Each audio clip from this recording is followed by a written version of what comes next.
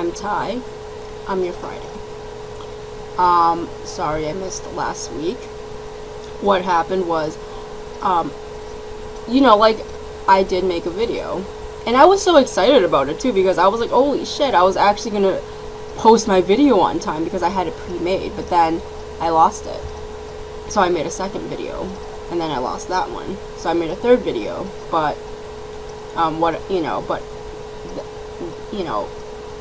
but it was just way too cunty, and I was just like, alright, I can't post this. But I will speak a little bit about the gaydar.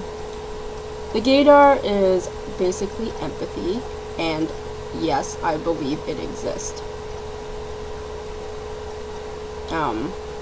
Anyway. So that's my take on the gaydar. Gaydar is basically empathy. This week's topic is, do I think, or have I seen LGBT couples look alike or act alike?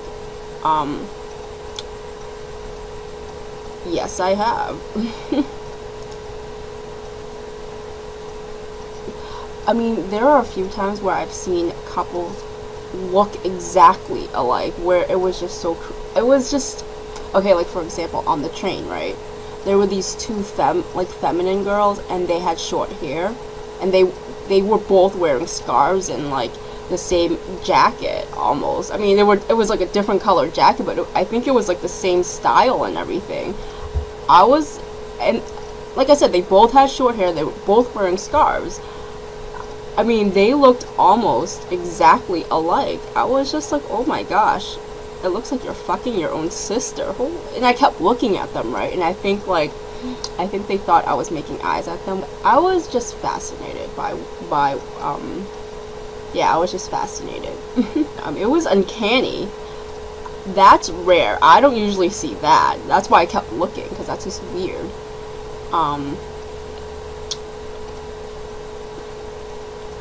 I mean, I think it's natural for couples to actually start to,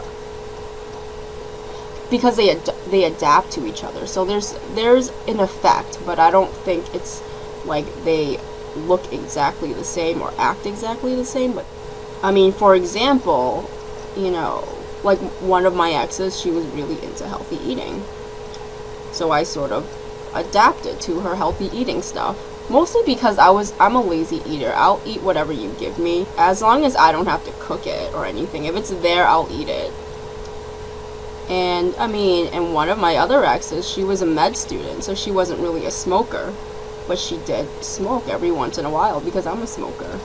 She was really into fashion, so she didn't, people who are into fashion, they're not wearing shit with words on it. She hated it, so I didn't really wear shit with words on it to begin with, but still, like, I kept that in my head where it's kind of like, okay.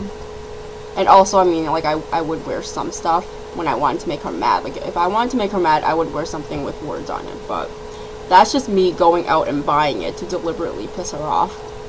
Anyway, no, that's not even the point. It's just more like we adapted to each other. What else? I mean, in Psych 101, that's one of the things they teach you, actually, that couples do. I mean, they do sort of blend. It's kind of like, I mean, the example they used was Brad Pitt and Angelina Jolie. When Brad Pitt was dating Jennifer Aniston, he wasn't as dark, right? Like, appearance-wise, like, he didn't, I'll be honest, I don't know what he looks like, but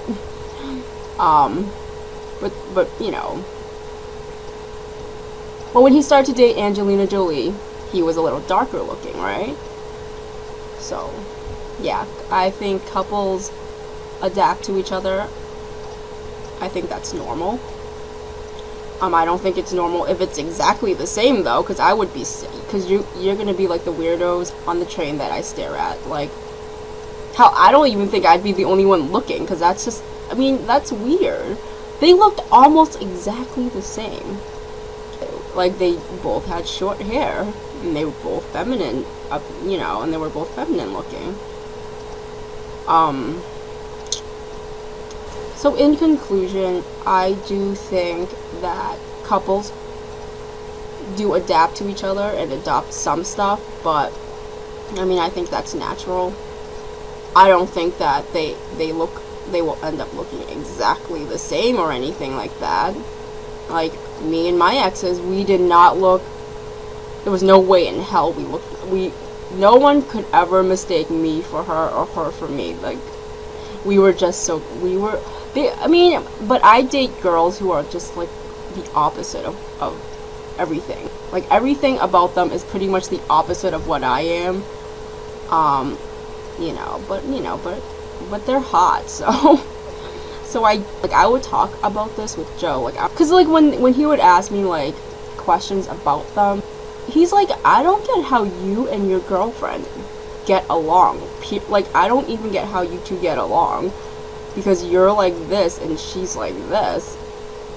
I don't know. Actually, now that I think about it, I don't actually, you know what? I don't even think we do get along. I think the only thing that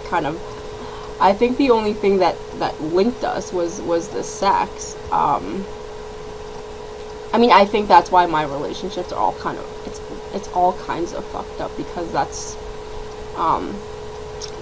the sex, and sex is primitive. When it's primitive, it's raw, basically. I think that's a good word for it. It was raw. I mean, we all acted crazy.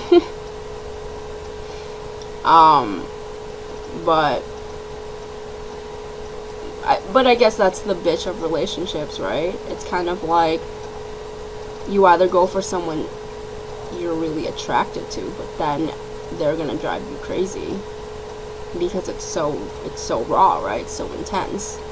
Or you go for someone where the attraction is a little mild, but it's, the chances of it lasting is higher, because it's kind of like, because it's not as primitive. Like, you're able to think logically, whereas with primitive relationships, the ones full of passion, you can't think logically, because you're always, because it's raw, because there's more nature in it.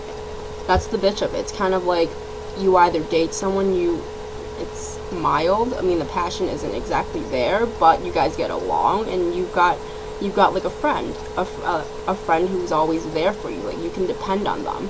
Or you go for the girl that is hot as all hell, and they drive you nuts, because every little thing they do, it causes like a little bomb in your head.